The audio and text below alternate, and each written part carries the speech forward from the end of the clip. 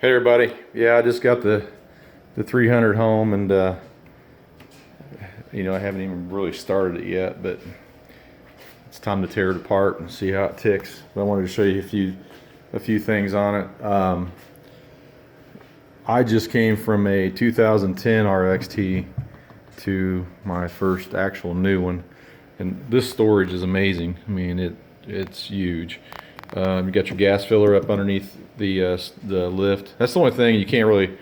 I could fill it up on the trailer without lifting the cover, but BRP did make the cover where you could actually open this part without uncovering the whole ski, so that's a good thing.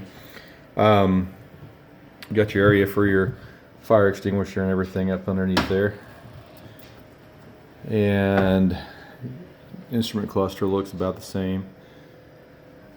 The cool thing about it is I do have the audio coming. I'll have it in and installed pretty soon. The audio system on these sounds amazing. Definitely worth the upgrade. The amount that I think they're like $700 if you buy them on the ski. Definitely worth the price of that because they do sound really well. The motor engine compartments, you do have a little bit more access than I'm used to on the other skis.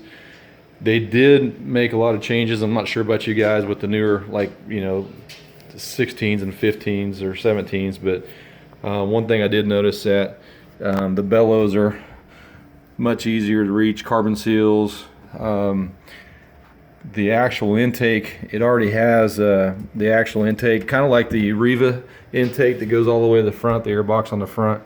And that's something different for me, different than a 2010 anyways.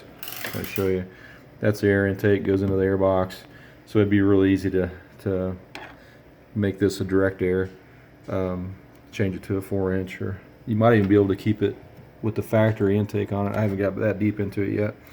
Battery location is very accessible. It does have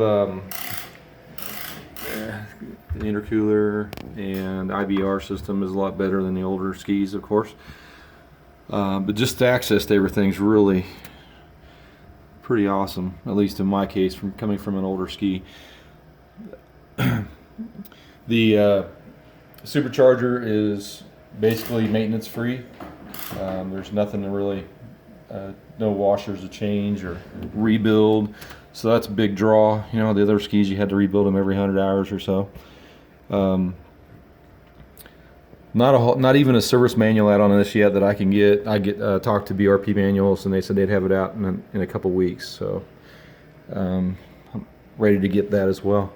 The cover, this access piece, actually comes off really easy, so you can get into this.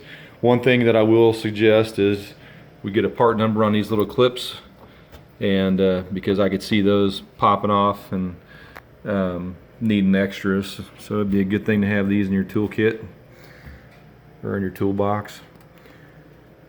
That's about it. I can't wait to get it wet.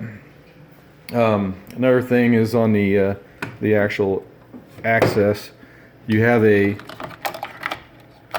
area for your phone, a dry storage area up front, and then it also comes with, if you can order them with USB. I didn't do it because they wanted $109 for the USB port, and I just ordered a marine grade USB with a voltage indicator that will go right here for $14 off Amazon. It's really easy to wire. It's a positive negative wire directly to the battery, and you can fuse it, of course, but I don't think $109 is really a very good price for a USB port on a ski. But it's got all kinds of potential here. So the hole is no longer, or the hole is no longer the fiberglass like it used to be. It's more of a smooth mold, so it's supposed to be a lot stronger. It's 80 plus pounds lighter than the last year's ski, so that should make a big difference. It's also wider, and the driver sets, or the rider set a little bit deeper in the hole. So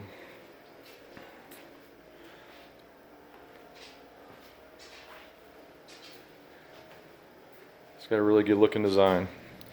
So I'm interested in getting it out on the water and taking it for a spin.